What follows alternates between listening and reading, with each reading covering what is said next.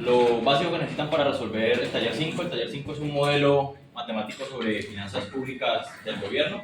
Entonces vamos a tratar de describir todo lo importante para el modelo y lo que se necesita, básicamente.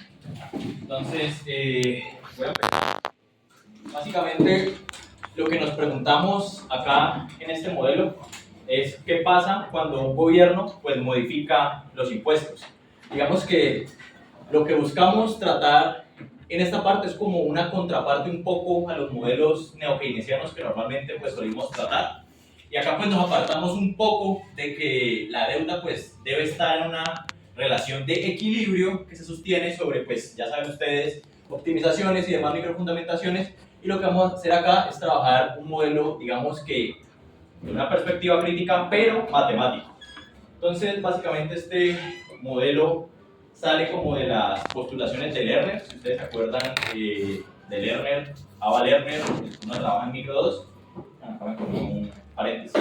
Entonces básicamente la pregunta que se hace a Ava Lerner es si un gobierno baja los impuestos al capital, ¿quiénes terminan pagando pues, la cuenta a largo plazo en términos de qué pasa con la deuda pública en ese entonces? Entonces, lo que tenemos es que en este modelo, los responsables de política pública, podemos decirlo así como el Ministerio de Hacienda, ajustan los impuestos para mantener la demanda agregada en un nivel consistente con el crecimiento del pleno empleo. Es decir, acá nos separamos un poco de la visión mainstream, que bien saben ustedes que trata todo esto de choques de productividad, y acá vamos a tratar a la demanda agregada como un motor de crecimiento a ver qué sucede. Entonces, básicamente esto se aleja un poco de eso y se inserta más sobre los modelos post-keynesianos tipo Kalecki, por ahí va. Entonces, básicamente el ratio de la deuda a largo plazo se convierte en una variable que no se determina exógenamente, sino que está determinada endógenamente, pues por esta necesidad de mantener el pleno empleo a través de la demanda agregada. Entonces, esta premisa nace de economías maduras, como por ejemplo Japón o Estados Unidos, en donde ustedes bien saben que realmente ellos no enfrentan un problema de restricción de capital, sino más bien un problema de demanda agregada. Porque pues no se debe trasladar esto, por ejemplo, a economías como la colombiana, en donde claramente acá pues, nuestras restricciones son de capital y no de demanda agregada, precisamente porque tenemos un subempleo masivo que se ve reflejado pues, en las grandes cantidades de informalidad que tenemos, ¿no? Entonces, bajo este marco de trabajar con una economía más o menos ya desarrollada, la deuda es una variable que se ajusta para llenar el vacío que deja el bajo crecimiento que hay ya en las economías maduras y las altas tasas de ahorro privados. Ustedes van a ver a Japón, los japoneses son de los ciudadanos que más altas tasas de ahorro tienen. Entonces, como tenemos un bajo crecimiento, pues precisamente no hay inversión que logre absorber ese exceso de ahorro. Entonces, si ustedes notan o pueden pensar más allá, pues eso va a generar un tipo de desempleo, claramente, porque pues, la oferta no logra absorber todo eso precisamente para crecer, porque realmente las tasas de crecimiento en términos del sector privado pues, son muy pequeñas, y como el ahorro es tan alto, pues no hay suficiente empresa para absorber esa inversión en capital que pueden hacer los consumidores que tienen altas tasas de ahorro. Entonces lo que proponemos acá son unas finanzas funcionales en donde básicamente la política fiscal actúa como ese empujón que hace falta para mantener el pleno empleo. Entonces, básicamente lo que vamos a hacer acá es que una rebaja en el capital eleva la tasa de la deuda a largo plazo, y esa carga al final va a terminar recayendo sobre los salarios. Y pues obviamente, ¿alguien está tomando? Está abierto, ¿no? Sí, está abierto. Pues básicamente lo importante de esto es que acá no simplemente, pues, acá simplemente pues no nos quedamos en el discurso, sino que vamos a hacer o a montar un modelo matemático que pues, se puede hacer con las herramientas básicas que uno tiene de macrodinámica. Entonces, ¿qué son las finanzas funcionales? Citando a Lerner, que es el autor teórico de todo esto sobre lo cual se edifica el modelo, básicamente las finanzas funcionales proponen que la política fiscal debe juzgarse únicamente por sus resultados, el pleno empleo y la estabilidad de precios, y no por el dogma de equilibrio presupuestario que nosotros tenemos en un marco, por ejemplo, de un modelo neokeynesiano. Entonces, bajo esta concepción, lo importante, como lo dije anteriormente, es que el ajuste se da en términos del ratio de la deuda, pues endógenamente. Entonces, básicamente, el Estado actúa bajando impuestos para mantener la demanda agregada, que funciona como una especie de motor, porque lo que suponemos acá, rompiendo la equivalencia ricardiana, es que los agentes pueden poseer bonos del Estado y que estos bonos representan riqueza actual y que ellos no esperan en el futuro que vaya a haber una subida de impuestos. Entonces, básicamente, en este régimen, el ratio de deuda pública que representamos con una B minúscula no se fija de manera arbitraria o bajo una meta, como lo podría ser, por ejemplo, la regla fiscal, sino que converge de forma estable hacia un nivel de largo plazo que es compatible precisamente con el pleno empleo de esta economía. Entonces, por eso mismo, las tasas de impuestos se van ajustando endógenamente para mantener ese pleno empleo y, pues, por consecuencia, la deuda pública termina siendo, pues, un resultado y no precisamente un objetivo. Y esa es como la diferencia que hay, por eso este modelo se enmarca como dentro de la corriente, pues, más bien heterodoxa, ¿no? Entonces, para concluir, lo que ustedes tienen que saber antes de entrar a este modelo es que bajo finanzas funcionales, pues, el gobierno pierde el control directo sobre el tamaño de la deuda porque debe permitir que ésta actúe como una variable de ajuste necesaria para garantizar que la economía funcione a su máxima capacidad. Entonces, pues son implicaciones bastante fuertes, ¿no? Entonces, todo esto nace de un concepto importante, que imagino que Boris ya lo habrá nombrado en algún momento, que es el secular stagnation, estancamiento secular, y pues básicamente esto es para economías maduras, como Estados Unidos o Japón, en donde los problemas que sean, como les digo, no son por parte de la oferta, no son por parte de una acumulación de capital físico, sino que son precisamente problemas de demanda agregada.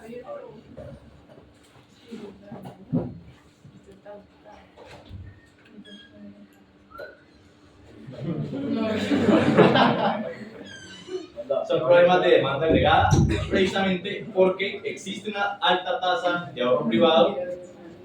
Las tasas de impuestos se ajustan endógenamente para mantener el pleno empleo y pues como resultado la inversión privada, debido a estas altas tasas de ahorro y al bajo crecimiento, precisamente por el bajo crecimiento poblacional que hay, pues la inversión privada no alcanza a absorber el ahorro, lo que genera un desempleo a menos que el Estado intervenga. Entonces, en economías maduras, limitadas por una oferta de trabajo pues acotada, precisamente porque la tasa de crecimiento de la población es muy baja, pues los problemas que se enfrentan en este caso principalmente son de demanda agregada. ¿Qué pasa con las economías duales como las de Colombia? Pues acá, si yo no te compro este modelo, porque pues básicamente acá lo que tenemos es una limitación en capital físico y no precisamente la demanda agregada, ¿no? Entonces, pues digamos que en términos de aplicar esto a una economía como la colombiana, pues sería un poco como un populismo macroeconómico en aras de que nuestro problema precisamente no es que falte mano de obra, sino precisamente, por ejemplo, una provisión de bienes públicos para favorecer la acumulación de capital en el sector privado, ¿no? Pero bueno, entonces acá lo que vamos a entrar es a un modelo dentro de una economía ya madura, porque pues para economías duales si yo no te compro esto. Entonces, las variables endógenas del modelo, tenemos Y, que es producto agregado, C y G, consumo, inversión, gasto público, variables de macro 1, K, que es el stock de capital, B, que es el stock de deuda pública, T, que es la recaudación tributaria, P, que es una identidad idénticamente igual a B sobre K, que es el ratio de deuda capital, y es la variable que vamos a tener como estrella en este modelo, y T, minúscula, es el impuesto al ingreso laboral. Y pues precisamente lo que más nos va a interesar acá es ese ratio de deuda capital, porque es lo que vamos a buscar determinar con este modelo. Entonces, los parámetros de este modelo son los siguientes. La letra griega es delta, sigma. ¿Cuál es la primera? Sigma, ¿cierto? Sí, sigma. Sigma estrellita es la razón producto capital que se da en el pleno empleo. Pi, en este caso no es inflación, sino que son participaciones de las utilidades en Y, es decir, los beneficios empresariales. Este gamma G sobre K es idénticamente igual a G sobre K, que es la razón del gasto público capital, que es constante, por supuesto, por un supuesto que establecemos de que acá pues el gasto público está determinado pues por las necesidades del Estado en inversión social. Es decir, básicamente acá no tenemos una premisa keynesiana de que básicamente los impulsos se dan, por ejemplo, mediante contratación de obras públicas del Estado, sino que básicamente los impulsos se dan mediante lo que tiene que ver con los bonos, precisamente porque ahorita vamos a ver la función de consumo. Los bonos que emite el Estado en forma de deuda hacen parte de la riqueza de los agentes y precisamente pues afectan el consumo. Entonces, tengan eso en cuenta para que no se vayan a confundir. N es la tasa de crecimiento de la fuerza laboral, son variables muy similares a las que uno usa en los modelitos de crecimiento, pues una macrodinámica. Esta sí es delta, ¿no? Sí. Delta es la tasa de depreciación R es la tasa de interés sobre la deuda, lo que te paga el Estado por tener bonos, está en términos reales, me faltó poner ahí. C minúscula, ojo porque C mayúscula es el consumo, es la propensión a consumir del ingreso laboral. Esta V minúscula es la propensión a consumir de la riqueza, y este tau es la tasa de impuesto al ingreso de los capitales, es decir, a los empresarios. Entonces acá los parámetros más importantes son tau, que es lo que vamos a mover para ver qué pasa, y pues B, que es la propensión para consumir de la riqueza, que es precisamente lo que conecta a la deuda y el consumo. Entonces ahí ya con los parámetros explicados, vamos a pasar a la primera ecuación que necesitamos tener en cuenta. Esta es una ecuación contable que pues aparece en muchos modelos, realmente no es como especial de este. Y básicamente esta identidad presupuestal del gobierno que nos dice es que pues, el gobierno gasta G, el gasto público, paga intereses a los tenedores de los bonos, R por B, y pues recauda los impuestos, ¿no? Y lo que falta, pues lo financia emitiendo deuda nueva, ¿no? Como el gobierno Petro, más o menos. Entonces, la interpretación de esto es que pues este B mayúsculo, ustedes ya pues después de haber visto macrodinámica saben interpretar esos B puntos, es el cambio de la deuda en el tiempo, es decir, es el nuevo endeudamiento neto que se da.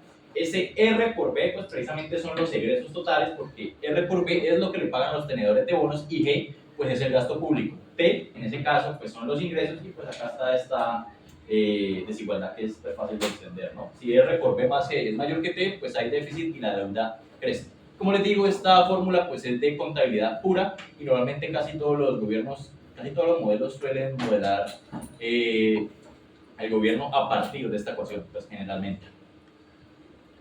La ecuación 2 es la recaudación tributaria, y como vimos en la definición de variables, pues básicamente el gobierno aplica dos tasas, ¿no? T minúscula, que es sobre el ingreso laboral, y pues se entiende esta fórmula en aras de que obviamente uno, la unidad menos la participación de las utilidades de las empresas por el ingreso, pues precisamente terminan siendo el resto, es decir, acá no tenemos como rentas a la tierra, sino simplemente lo que se retribuye como producto de capital en términos de utilidades, y pues trabajo en términos de salarios.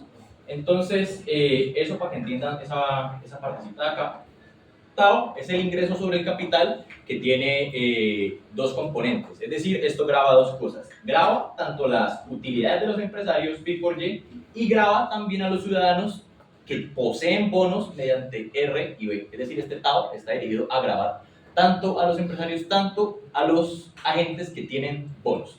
Entonces, la función de recaudación del gobierno pues está de esta forma, ¿no? En donde T, que es el ingreso, que es el impuesto sobre el ingreso laboral, la tasa impositiva, pues grava esa fracción restante que corresponde a los salarios, y tau grava tanto las utilidades que reciben los empresarios de la producción como los intereses que pues devengan los consumidores o los tenedores de bonos. Entonces acá está la utilidad importante que les mencionaba. Listo. Acá tenemos lo más importante de este modelo, y si ustedes, bueno, es que macrodinámica es muy mala, pero más o menos al final de macrodinámica, cuando ven el modelo de Ramsey, ustedes ven que la dinámica del consumo termina siendo una ecuación intertemporal de Euler, ¿no? Que se viene dando pues precisamente por esa microfundamentación que hay, y pues termina siendo un proceso de optimización en donde se tiene en cuenta la tasa de interés para saber consumir ahora y consumir en el presente. Acá nos desprendemos de todo esto y proponemos una función lineal, donde básicamente C mayor es el consumo total, y pues depende de dos cosas, de los salarios netos, y pues es multiplicado por esa propensión que tienen al consumo.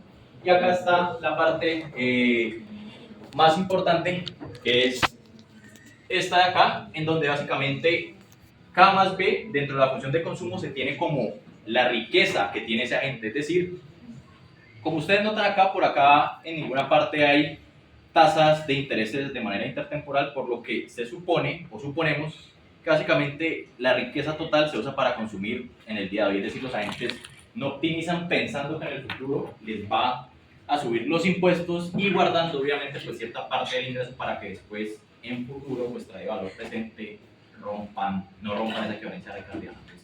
Entonces, eso es lo más importante de la función de consumo, es como la parte crítica, porque las ecuaciones anteriores se parecen mucho a las de los modelos neokeynesianos.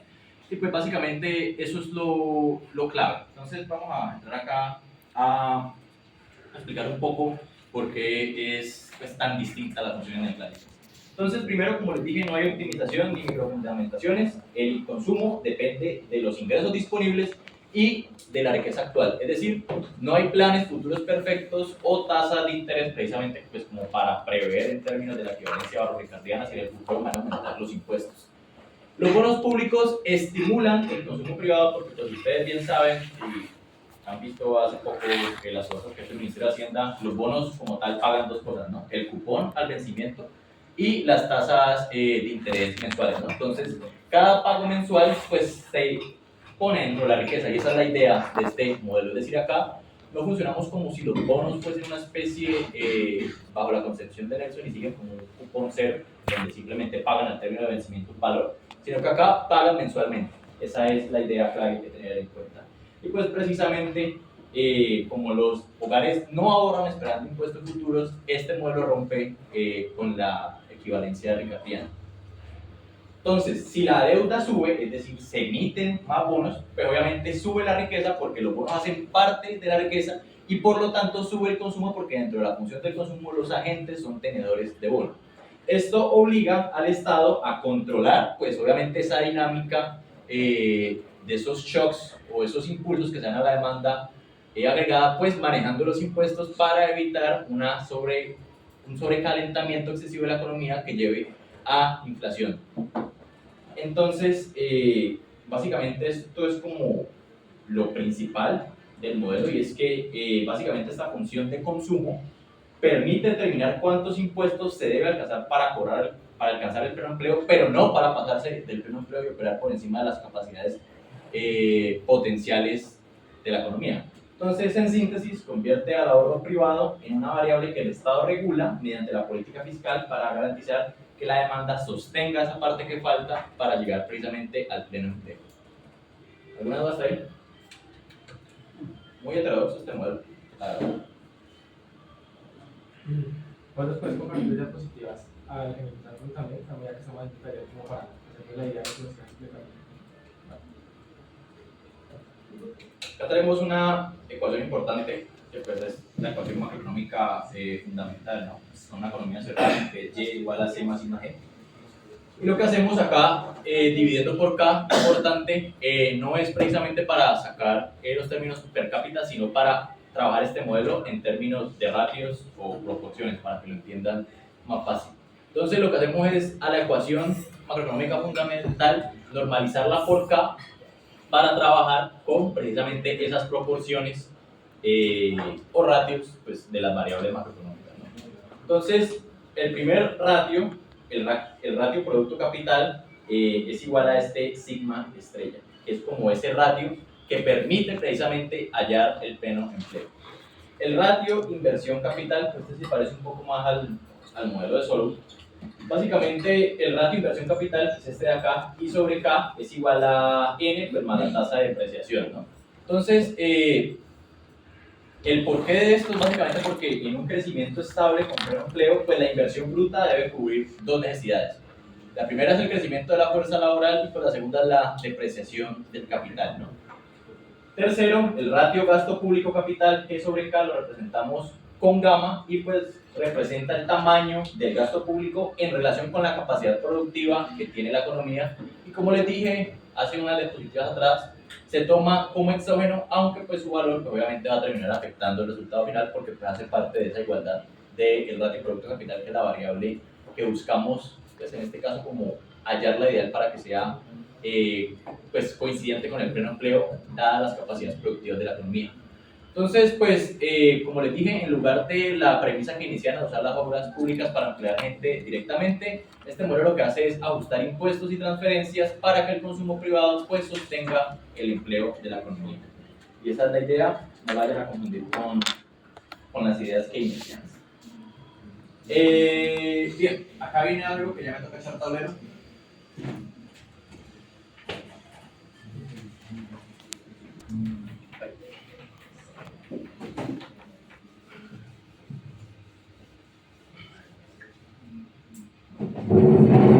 Entonces tenemos acá esta ecuación del equilibrio en el mercado de bienes, que es Y mayúscula igual a C más I más E. Esto lo normalizamos entre K para hallar los ratios. Este modelo funciona por ratios, por proporciones. Y pues eso se nos va a convertir, de acuerdo a las variables, en sigma estrella es igual a, noten que para el ratio consumo capital no tenemos ninguna variable, precisamente porque hace el ratio objetivo, más el ratio inversión capital, n más la tasa de depreciación, más ese gamma, ¿no? Esto es una gamma. Ahora ya podemos pasar. Entonces, básicamente, si ustedes notan, si yo paso este ratio consumo capital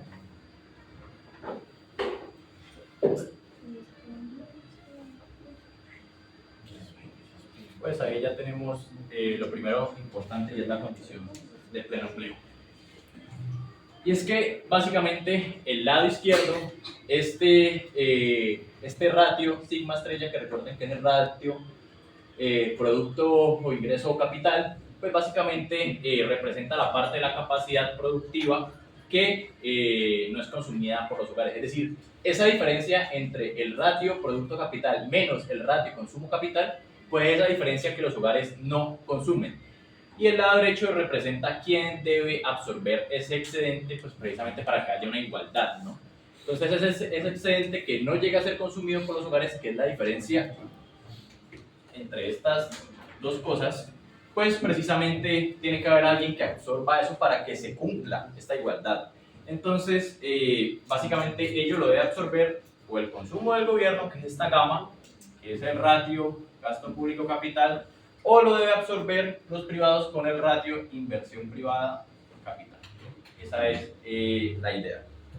Entonces, ¿cómo la tasa de crecimiento de la fuerza laboral suele ser baja? Pues la economía precisamente no necesita tanta inversión. Como un ahorro es alto, pues el ratio consumo capital es bajo, porque realmente recuerden que mientras más rica es una economía, pues menos proporción de sus ingresos va a representar el consumo que necesitan día a día. Eso es algo lógico.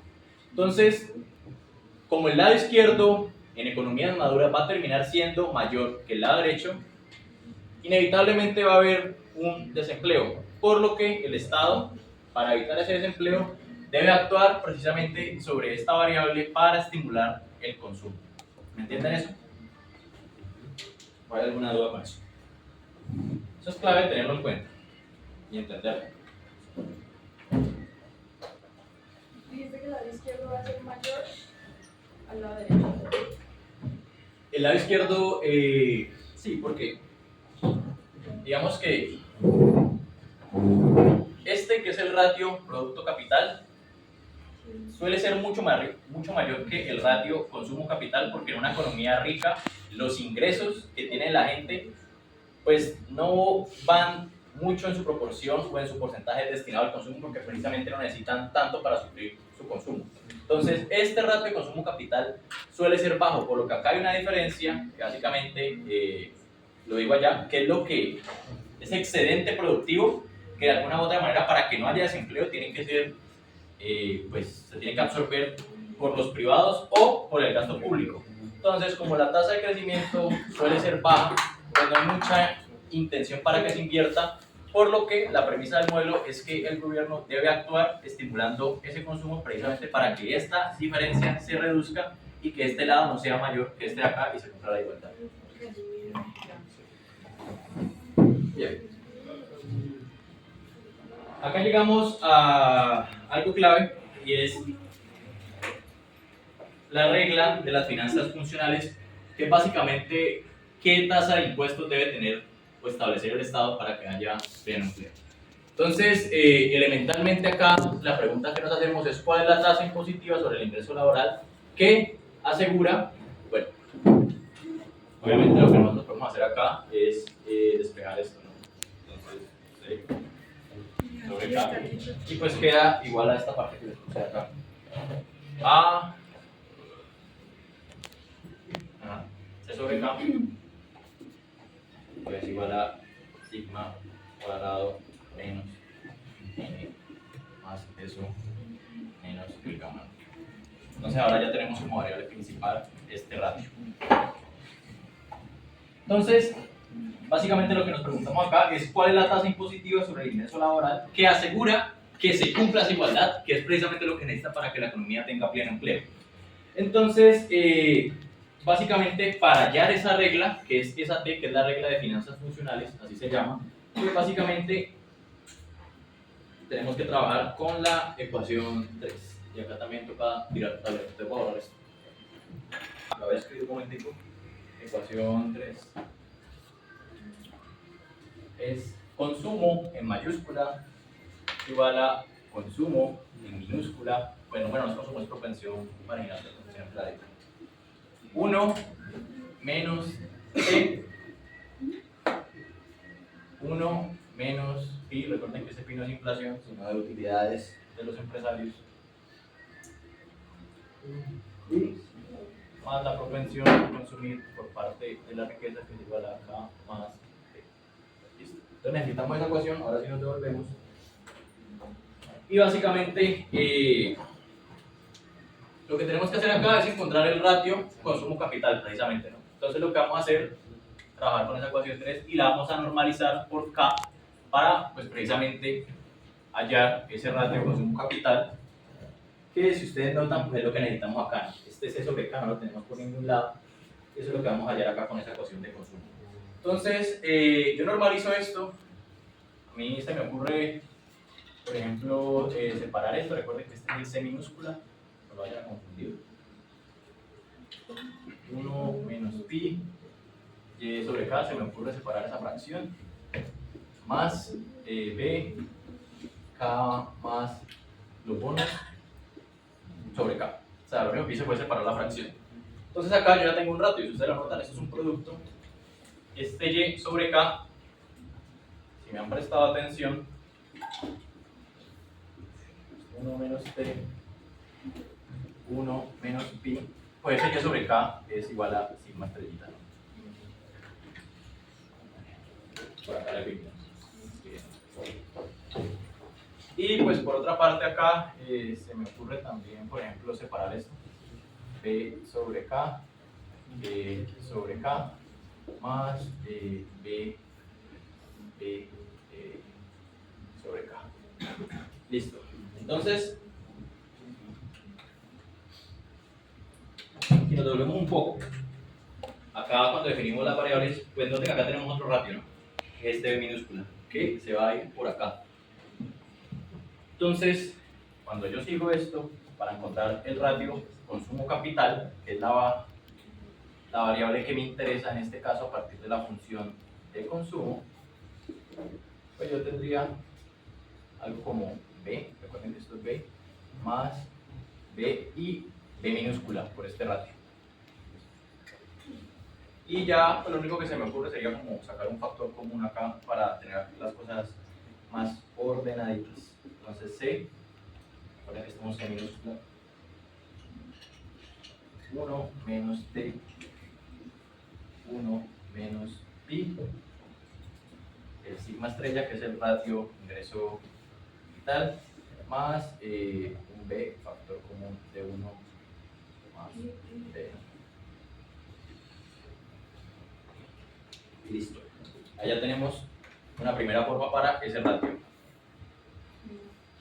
Entonces, volviendo a la regla que tenemos por acá, entonces ya tenemos esto, ¿no? Pero si ustedes recuerdan, nosotros teníamos una condición para el pleno empleo que es esta de acá. Entonces, elementalmente, lo único que tenemos que hacer es igualar este CK con esto de allá, ¿no? Entonces, voy a darle un minutico para que terminen de hacer esta. Es igual a C minúscula, recuerden, no se debe hacer muy distinta a las C, pero bueno, ahí ya recuerdo que es minúscula. 1,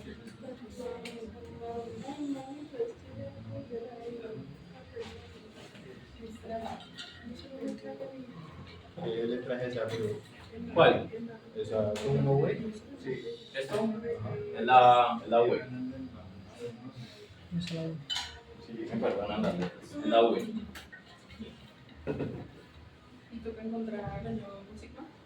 No, toca despejar para ti. Ah. Para ti. Entonces esta, bueno, ya voy a borrar. Dime, pero La T son los impuestos al ingreso laboral, que es lo que va a buscar modificar el Estado precisamente para hallar esta regla, que es la que hace que la demanda se impulse para llegar al pleno empleo. Entonces, la otra ecuación que tenemos es C sobre K igual a sigma estrella menos, esto es un gamma, menos n más. Entonces, pues simplemente reemplazamos.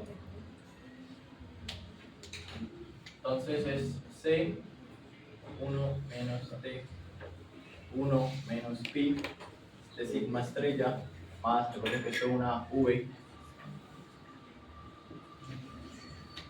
1 más B, y lo igualamos a sigma estrella menos gamma menos n más esto, y hay que despejar para T.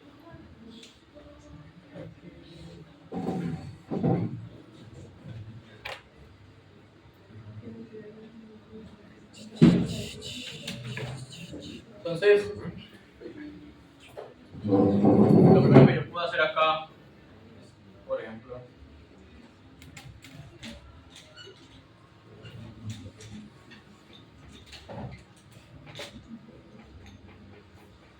es pasar este B por 1 más B al otro lado. Entonces, sigma estrella menos S gamma menos N más la tasa de depreciación menos el B sobre 1 más B. Se me ocurre eso como primer paso, para que vayan copiando.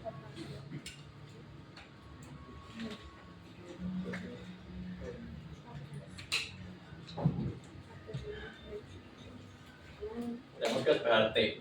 Entonces, antes de despejar T, yo creo que va a convenir separar otra vez ese B. Entonces, 1 menos T, 1 menos pi, sigma estrella es igual a sigma estrella menos, recuerden que esto es un gamma, ¿por qué separando? porque va a convenir ahorita que hacemos este C por 1 menos pi por sigma estrella dividido.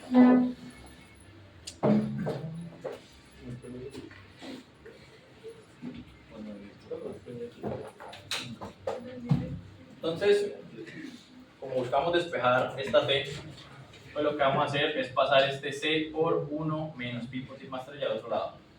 Entonces, 1 menos T, y pasamos al otro lado a dividir todo eso. Recuerden que esto es un gamma, lo repito.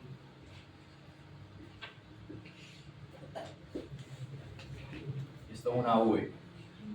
Y eso lo dividimos por C por 1 menos pi por sigma estrella. C por 1 menos pi por sigma estrella. Entonces tenemos que llegar a la expresión que se muestra ahí en la diapositiva. Noten que no estamos pues muy lejos, ¿no?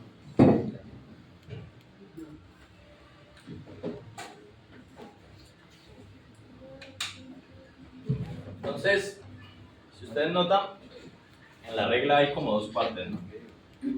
Esta primera parte de acá y esto que representa el coeficiente de ese ratio deuda pública capital. Entonces vamos a separar esos términos. 1 menos T es igual a sigma estrella menos gamma menos N más la tasa de depreciación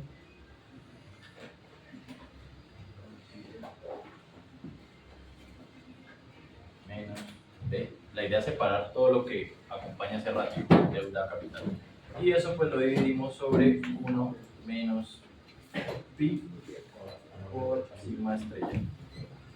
Y pues la parte que nos haría falta en ese caso sería menos b sobre c1 menos pi sigma estrella, y eso pues está multiplicado por b. ¿Hasta ahí me siguen? No, ¿Quién me perdió? el B de arriba que no está acá abajo, no debería estar acompañado también al B del otro lado. ¿Cuál b? V, el arriba. Claro, ese V. Este v. No, el lado. Este, ¿Qué es eso? Eso es una V. una v por b, está acá. Ah, ¿Ya? oh, ya. Yo veía como una T. Y ya pues lo último que nos faltaría sería despejar esto acá. Vean que ya se empieza a aparecer eso allá. Entonces, finalmente el último paso, pues lo voy a hacer de una vez, es 1 menos sigma estrella menos gamma menos n más la tasa de depreciación menos v, que si no también lo que tenemos allá, sobre C1 menos pi por sigma estrella. Y pues esto, le cambio los signos porque este 1 pasa al otro lado y este es un menos t, ¿no? Entonces primero le cambio los signos de una vez, me voy a hacer todo ese paso a paso. Más v C1 menos pi sigma estrella b. Y listo, ahí tenemos la regla.